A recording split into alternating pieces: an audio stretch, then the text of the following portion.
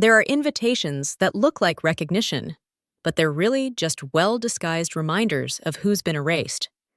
The envelope was creased like it had been opened, closed, and opened again by someone who didn't care if it stayed clean. Alexis Reed found it shoved halfway into a grocery store flyer, crumpled beside a local pizza coupon.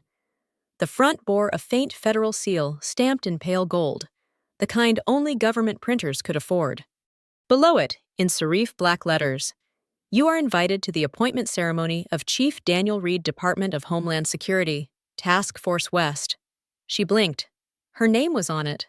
Sort of. It was printed in a smaller font below her younger brother's, like a last-minute edit someone forgot to format. Alexis Reed, optional guest. The parentheses weren't real, but she felt them all the same. Inside her apartment, the air was cold, filtered through vents that never hummed above a whisper. She set the envelope down with surgical care, like it might bite back. The countertops gleamed. No photos, no clutter. Her home wasn't built for comfort, it was built for control. Her hand flexed, an unconscious tick left over from field missions. One breath in, assess, analyze, dismiss. She hadn't spoken to her father in nearly 2 years. The last time they'd been in the same room was at her brother Tyler's engagement party. She had left early after being mistaken for security detail by a caterer. This wasn't an invitation, it was a test. Alexis walked slowly to the bookshelf near the window where soft afternoon light spilled through the blinds. There, a small steel stand held fragments of a life she never displayed. 2 framed commendations, a NATO coin, and a silver rank insignia, weathered and worn. She didn't reach for them. Instead, her eyes fell on the bottom drawer, closed, locked. She didn't open it, not yet. Her mind drifted somewhere colder, to a winter in the foothills outside of Flagstaff, Arizona. She had been 11, a shed behind their old house, no insulation. A lawnmower and a pile of rakes her only companions. She remembered curling into a corner, breath fogging in the dark, the burlap sack they'd tossed at her feet, pretending to be a blanket. Tyler had tripped on his own bike. But when the shouting started, it didn't matter who'd fallen. The punishment had lasted 3 nights. They told her it was discipline. She never forgot the creak of footsteps in snow that stopped just outside the door but never entered. Years later, she graduated top of her class at the military academy. Her father hadn't shown up. No call, no letter. Just an empty seat and a stiffly folded program with her name misspelled. Now she held the new invitation in both hands. The paper trembled slightly, not from emotion, but from the click of her mind shifting into operational mode. "Homeland Security Task Force," she muttered. "Of course!" She crossed the room to her closet and unzipped a plain garment bag. Her dress uniform, flawless, pressed, medals aligned in perfect symmetry, hung like an unanswered question. She stared at it, then zipped it closed again. She wouldn't need it. Not for this. Instead, she pulled out a black suit. Civilian, crescisp, unmarked. The kind worn by observers, advisors, ghosts. As she changed, her jaw tightened. They thought she would stay quiet. That she would take her name in lowercase, her role in silence. Let them think that. Let them believe she disappeared. They were about to learn what happens when you try to bury someone who was trained to survive underground. The venue was all polished glass and silent money. Tall banners fluttered outside the Civic Hall of San Diego, each one bearing the Department of Homeland Security's emblem and her father's full name in bold lettering. Chief Daniel Reed, honoring a legacy of leadership. Alexis stood at the perimeter for a long time, unnoticed. That was her specialty. She wore the black suit. No insignia, no medals, just straight lines and cold resolve. Her hair was pulled into a tight knot. Not formal, not elegant, just efficient. She had arrived 15 minutes early, not to be polite, but to study the terrain. Through the tinted doors, she saw the crowd gathering. City officials, department brass, family friends, press. She recognized Tyler instantly, standing near the front in a tailored navy suit, shaking hands with a congressman. Claire, her mother, wore a pale blue dress, and that signature smile Alexis knew too well, soft, polished, controlled. Alexis waited until the crowd began to settle inside before approaching the entrance. She had barely stepped past the threshold when someone touched her elbow. "Excuse me, ma'am," a young security officer said, professional but firm. "Can I help you?" She didn't blink. "I'm here for the ceremony." He checked his tablet, scrolled, then hesitated. "You're not on the primary list." She tilted her head. "Check the secondary." Another scroll. "Alexis Reed," it says. "Optional. Limited access." He glanced up at her, clearly unsure what to do. Before she could answer, a voice floated in from nearby. "She wasn't supposed to come," someone whispered behind a column. Alexis turned just enough to see a woman in a gray blazer duck her head and walk away. The officer adjusted his stance. "I'm sorry, but we've reached guest capacity. I was asked to direct overflow guests to the side lawn."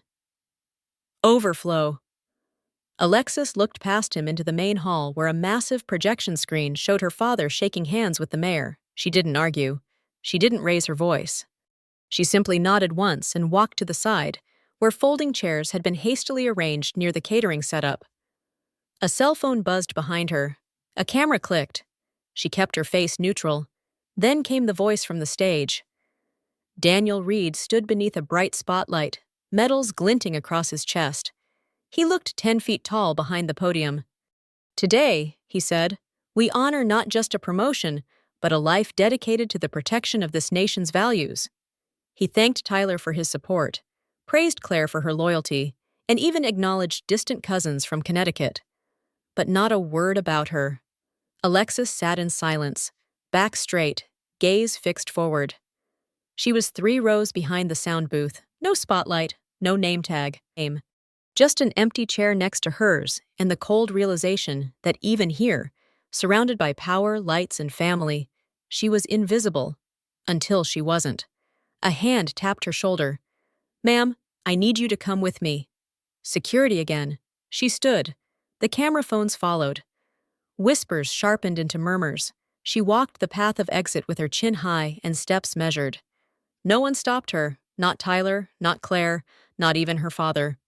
The sky above San Diego had gone ink black by the time Alexis reached the rooftop of the Federal Annex building. She stood near the edge, wind pressing against her shoulders, the city pulsing below like a network of silent veins. Her earpiece buzzed once, then again. "He's 2 minutes out," a voice said, clean, efficient, military. She didn't reply. She just scanned the horizon. The rumble began low, barely audible, but she felt it in her bones. Not sound, vibration.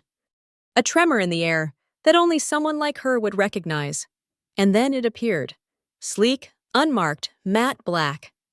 A government-issue stealth rotorcraft. It circled once, then hovered low above the pad. The landing gear kissed the rooftop with mechanical grace. The side door slid open. Inside, Major Nolan Vance gave her a single nod. She stepped in without hesitation. No handshakes, no greetings. Just the door sealing shut behind her. The interior lights cast everything in soft red. Alexis strapped in with practiced speed. Vance handed her a sealed folder. "There's been a breach," he said. "Where?" she asked, not looking up yet. "Operation Sentinel Ghost, encryption level Delta 9. The transmission bounced through civilian nodes and landed inside a dark zone off-grid server." Alexis's brow furrowed. "That's Tier 6 access. Who authorized the bounce?" Vance's silence was the answer. She opened the folder. Inside, redacted logs, scrambled IPs, and a single highlighted string of metadata. Access signature. A. Read clearance. ID. Shadow Echo, Tin origin point. Residential node, San Diego. She stilled. Vance's voice softened, but didn't waver. "The signal came from your father's home network." Alexis's jaw clenched. "That's impossible. No one has my badge. No one has my sequence key." "Then it was cloned," Vance said. "Or it was given." She closed the folder slowly. "When did it happen?" 3 nights ago, 3:46 a.m. That was the night of the ceremony. She stared out the window, watching the lights blur below them. "They think I'm invisible," she said quietly. "That I disappeared after I left the service." Vance leaned forward, elbows on knees. "They framed you, and if we don't find out why, you'll be flagged in the next audit." Alexis pulled a small case from her coat pocket. Inside, her full bird colonel insignia gleamed beneath soft velvet. No ceremony. No press, no applause, just her fingers pinning it over her heart. "Let's get to work," she said. The chopper dropped altitude and banked left, revealing a hidden facility nested within a canyon ridge. Dark concrete, red security lights, a place that didn't exist on any civilian map. They landed without a word. Alexis stepped out first, boots crunching against reinforced tarmac. The air down here tasted different, sterile and metallic. Inside the secure complex, doors hissed open one by one as they passed through bioscans and ID barriers. She didn't flinch at any of it. This was home in a way the city never was. In the ops room, a technician activated the main monitor. Data filled the screen, ending on one blinking point of origin. IP trace. Source confirmed. 198.168.0.0. Location, Reed Residence, San Diego. Alexis didn't speak. Her pulse slowed instead of rising. It was a dangerous calm, the kind that came just before a strike. "Someone close to you has access," Vance said. She stared at the screen, her voice low. "Then someone close to me just made a fatal mistake." The walls inside Alexis's secure quarters were painted a color she could never name, something between gray and shadow. She sat motionless at the edge of the narrow bed, the case file still on the desk behind her, untouched since the debrief. The silence here wasn't peaceful. It was engineered, thick doors, noise-dampened vents, and no windows. This was where soldiers were sent to think, not feel. Her fingers toyed with the edge of a small comm device. She hadn't touched her personal line in days. Not since the ceremony. Not since her name had been dragged into a system breach she didn't commit. Then it buzzed. Just once. She didn't recognize the number, but the message made her stomach drop. "Do you remember that winter?" "I do. I saw everything." "Nesh? Mia? Mia Alvarez? Her thumb froze over the screen. Mia. Alexis hadn't seen her in 20 years. Not since they were kids, back when Mia lived across the street. A girl with two big glasses and a camera that hung from her neck like armor. Always watching, always quiet. Another buzz. He said something. "I caught it. You'll want to hear this." Before Alexis could respond, a file appeared. Video. 13 seconds long. She hesitated, then played it. It was grainy, filmed from a purse or coat pocket. But the audio was clear, Daniel Reed's voice. "She's a disgrace. She'll ruin this night. Keep her outside." Alexis didn't breathe. She played it again and again. The footage was time-stamped 20 minutes before she was removed from the ceremony, the exact moment she'd wondered if she was being paranoid. Wondered if maybe she had imagined the cold glances, the careful way no one stood near her. But she hadn't imagined anything. She had been scripted out of her father's big night. She typed quickly, "Where did you get this?" Mia's reply came fast. "Old habit. I still record when I get nervous." He didn't know I was behind him. Alexis stood, walked to the locker in the corner of her quarters, and pulled out a padded envelope. Inside, her emergency field drive and a burned copy of her clearance logs. She needed them now. The room felt smaller with every breath. For most of her life, she had trained to go unseen, to operate beneath radar, beneath politics, beneath family expectations. But now she was watching herself be erased in real time. Not by enemies, by blood. She stared down at the open comm unit. Then she whispered the words like a promise. "They didn't silence me. They just paused me." Her phone buzzed once more. "Mia, if you want to change the story, I can help, but you have to be willing to burn it all down." Alexis exhaled. "Then let's light the match." Alexis didn't sleep that night. Sleep was a luxury for the innocent. She spent the next 6 hours in the cyber ops lab, Lights dimmed low, fingers moving over the keyboard like she was disarming a live explosive. Every keystroke carved a trail. Every line of code was a wire between truth and exposure. She created a dummy operation, Project Rainveil, classified at Level 5, just convincing enough to catch the attention of anyone monitoring her clearance activity. Inside the file, she buried one thing: a forged mission brief naming her as lead on a fabricated covert surveillance assignment in Eastern Europe. It didn't exist. She embedded an access signature unique to her ID and left just enough breadcrumbs to make it look like a real leak. Then she uploaded it into a secure archive and waited. 4 hours later, the alert came. Unauthorized download. Access location, masked VPN, Germany node. File name, Project Rainveil, PDF. US. Asset A. Read. She stared at the blinking screen. Bait taken, she whispered. Her secure line buzzed. Mia's voice came through, tense and fast.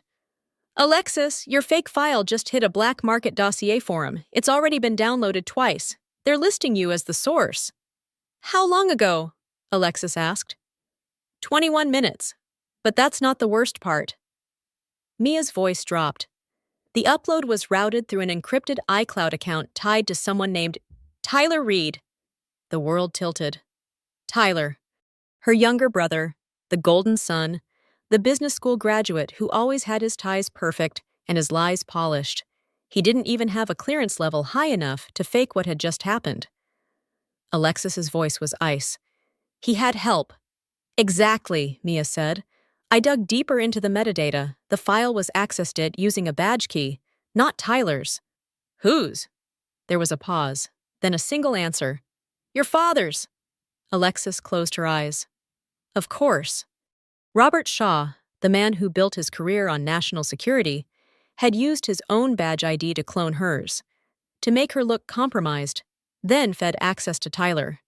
Check my personnel file, Alexis said quietly. If he's trying to frame me, he may have already started rewriting my record. Mia didn't question it. She got to work. Alexis waited, her hands flat on the steel desk, her breathing shallow. 3 minutes passed, then Mia's voice cracked through the speaker. Alexis! There's been a status change. What kind of change? She heard typing, a soft curse under Mia's breath. 4 days ago, your service file was updated. Your status was shifted to inactive pending review, but no notification was issued. It's buried in the admin layer. No open investigation, no trigger event. Alexis's stomach twisted. It was the bureaucratic version of execution, a quiet burial. Who authorized it? She asked. The silence before Mia responded was long, too long. Then came the answer. Authorization embedded in the admin log. Badge ID 4427 Delta 9. Alexis' chest went cold. She didn't need to look it up. That was her father's ID, the same one she had memorized as a child when she used to trace the numbers on his uniform, back when she still thought he stood for something. Now it was the signature used to erase her. She rose from her chair slowly, as if moving too fast would make everything break. Mia's voice came through one last time. If we go public, not yet, Alexis said. They think I've been neutralized. She turned toward the door, jaw set. Let them think that a little longer. Then I'll show them what happens when a ghost walks back into the room. The room was dark, except for the soft glow of 3 screens and the rapid flicker of Mia's fingers. She worked like a surgeon, precise, unsentimental, cutting through redactions, layering metadata, reconstructing the shape of a life that had been buried on purpose.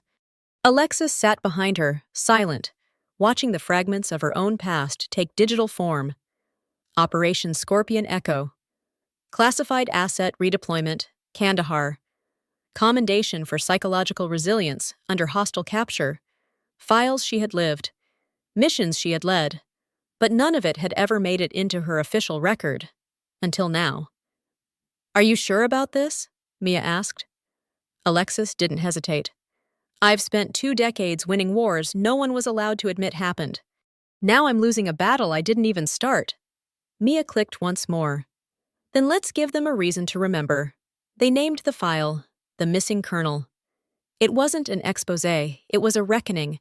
Redacted mission summaries, encrypted timestamp logs, side-by-side comparisons of her real assignments, and the doctored file trail used to discredit her. All of it meticulously built, cross-verified, legally safe, and emotionally devastating. At the center of the post, a quote, not by Alexis, but from one of her mission superiors, recovered from an internal tribunal transcript. Colonel Reed was the one you called when silence wasn't enough. Mia hit publish. For a moment, nothing happened. Then the feed blinked. Notifications piled in like hail. Within 10 minutes, the military forums lit up. Within 30, defense analysts on social media began dissecting mission names and metadata. Within an hour, hashtags trended. She deserved. Better and Ati missing. Colonel climbed into public consciousness like wildfire. The story began to shift. No longer the uninvited daughter who had disrupted a ceremony. Now she was the erased soldier who had kept this country safe in silence, while her father climbed ladders on speeches and staged photographs. Then came the blowback. A legal notice was issued from Daniel Reed's office, threatening defamation suits and national security violations. But Mia was ready. "Let's see how they respond to this," she said, uploading the second clip. Robert Reed's voice, caught just days earlier. She was always a problem, even as a child. This country is safer when she's quiet. It lasted only 14 seconds, but it hit like a bullet through reputation. The press picked it up within the hour. Television anchors read the quote on air, stunned. Commentators demanded accountability. Military veterans began recording video testimonials, speaking her name for the first time. And just like that, the world remembered her. The Pentagon sent a request for a closed-door meeting. A representative from the Veterans Affairs Council reached out with an apology that didn't sound like a form letter. A documentary producer asked to option her life story. She declined. She wasn't doing this for applause. She was doing it for the record. And the record was loud now. Later that evening, Alexis sat alone in her temporary safe house, lights off, watching the screen glow with her name beside headlines that hadn't existed a day ago. Erased Soldier's Story. Ignites public outrage. Colonel Alexis Reed. Why was she buried? The woman who served in silence speaks. Her burner phone buzzed. It was a message from an anonymous source. He's panicking. They're scrubbing internal logs, but not fast enough. She smiled. Not from joy, from precision. They spent years building a version of me that they could destroy, she whispered. Now I'll show them the version that survived. The stage lights were blinding, not because they were bright, but because Alexis hadn't stood in them for years. She waited in the wings of the San Diego Veterans Forum Hall, her uniform pressed to regulation, every stripe and insignia aligned with deliberate care. No more suits meant to blend. No more muted civilian coats. Tonight, she wore it all. Major Nolan Vance stood nearby, offering a respectful nod. They're ready when you are. I've waited 2 decades, Alexis said, her voice calm. They can wait 30 more seconds. Out front, the moderator's voice echoed across the auditorium. Please welcome to the stage, Colonel Alexis Reed, veteran of classified operations in 6 nations, and the subject of the recent public investigation that has shaken both the military and political spheres. There was no applause at first, only silence. Then, from the front row, a woman in uniform stood. A moment later, a man in a navy cap followed. One by one, the audience rose, not with fanfare, but with reverence. A quiet recognition, the kind Alexis had never dared expect. She stepped forward. Her boots struck the stage with solid, measured rhythm. She reached the podium and adjusted the mic. Her pulse didn't race. Her hands didn't shake. I was told, she began, that the best soldiers serve without being seen. That to win in silence was nobler than speaking the truth. I lived by that code. She opened the folder in front of her. This, she said, holding up a page, is my service record. Or rather, what was left of it after being redacted, hidden, and rewritten. The audience remained still, the silence hanging thick. She flipped the page. This is Operation Echo Frost. My team and I dismantled a trafficking ring that was using diplomatic back channels to move weapons across Eastern Europe. Another page. This is Operation Violet Trace. I served 2 tours under deep cover in volatile regions. The decisions I made kept diplomats alive, but no one was allowed to know. She closed the folder gently. And this, she said, meeting their eyes, is the signature of the man who deleted it all. Gasps rippled through the crowd. Robert Reed, Chief of Homeland Security Task Force West, filed the request to suspend my service status, citing emotional instability. No diagnosis, no inquiry, just a single line of text and a digital stamp. She let that sit, let it sink. Because I was inconvenient, because I didn't fit the narrative of a perfect family, because I was a daughter who asked why, and a soldier who wouldn't smile for the camera. A pause. Then she stepped back from the podium. From the reserved seating section, a general rose. I served with you, Colonel, he said, his voice deep and unwavering. I read those reports. You should have been honored a decade ago. He walked forward, pulling something from his coat. A velvet case. This commendation was approved but delayed. Bureaucracy and politics. But not tonight. He opened the box. Inside gleamed a silver medal, one rarely awarded in active duty, even more rarely given posthumously. He placed it in Alexis's hand and saluted. Applause rose. Not wild, not chaotic, but full, resonant. The kind that came from people who understood what silence had cost her. A reporter shouted from the wings, Colonel Reed, what would you say to your father right now? Alexis looked into the cameras, into every lens that had once ignored her. I'd say thank you, she said, for reminding me that my voice was never meant to be quiet. The sun hadn't yet broken the horizon when Alexis stepped out of her apartment. The streets were quiet, bathed in that blue-gray light only the early hours could hold. She didn't bother with makeup or hair. She wore jeans, an old jacket, and a scarf pulled tight against the wind. This wasn't a day for ceremony, it was a day for closure. She drove past City Hall, where new banners had gone up overnight.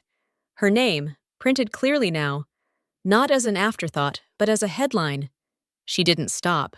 Instead, she parked a block away from a house she hadn't seen in years, the one with peeling paint and the shed still standing out back like a scar that refused to heal. She walked slowly toward it. The door creaked just like she remembered. Inside, dust coated everything, a rusted shovel, an overturned bucket. The faint scent of mildew and wet wood. Alexis stood in the center and whispered into the emptiness, You don't own me anymore. She reached into her pocket and pulled out the note she'd once written to herself at 9 years old, still folded, still smudged. Stay small, stay invisible, stay safe. She stared at it for a moment, then lit a match. The paper curled, blackened, then disappeared into ash at her feet. When she left the shed, she didn't look back. Later that afternoon, she met Mia at the Women's Veterans Resource Center with a sealed envelope. A donation? The director asked, surprised. For 1 year's operations, Alexis said simply. Can we use your name? No. The director didn't argue. Some people understood that anonymity could still be armor. That night, Alexis dressed again in full uniform, the same one she had worn at the forum. But this time, it wasn't just for a speech. It was for history. The mayor of San Diego stood on the steps of City Hall, backed by officials, press, and rows of uniformed veterans. He cleared his throat as Alexis took the stage. For too long, he began, Colonel Reed's name was absent from the record. Not because she failed, but because she succeeded in silence. Today, that silence ends. He handed her a dark blue velvet box. Inside, the City Medallion of Honor, the first ever awarded to a female officer in active duty. Alexis accepted it without fanfare. When she approached the mic, her voice was steady, but softer now. I was buried in the quiet, not because I was lost, she said, but because it was easier for others to pretend I wasn't there. Today, I stand here not just for myself, but for every woman who served, and was told not to speak. Applause swelled, not rehearsed, not polite, but real. Then she felt it, a tug on her sleeve. She turned to see a little girl in an oversized blazer, military straight posture, and twin braids framing her serious face. "Are you really a colonel?" the girl asked. "Yes," Alexis said, kneeling. "Really?" The girl's eyes were wide with something too big for words. Alexis smiled, gently correcting her caller. "Then stand tall, speak loud, and never, ever hide." The girl saluted, a little clumsy, perfectly honest. And in that moment, Alexis didn't just feel seen, she felt heard. That night, Naomi sent her a message. "The Pentagon's Office of Records just reinstated your full file. Every commendation, every citation, unredacted, official, permanent." Alexis stared at the message for a long time. Then, quietly, she powered off the phone and stepped outside onto her balcony. The city stretched before her, glittering and unaware. But somewhere in the stillness, she knew the truth had settled. Not loudly, not with rage, but with weight, with permanence. Justice doesn't always roar. Sometimes it simply refuses to stay hidden, and neither would she.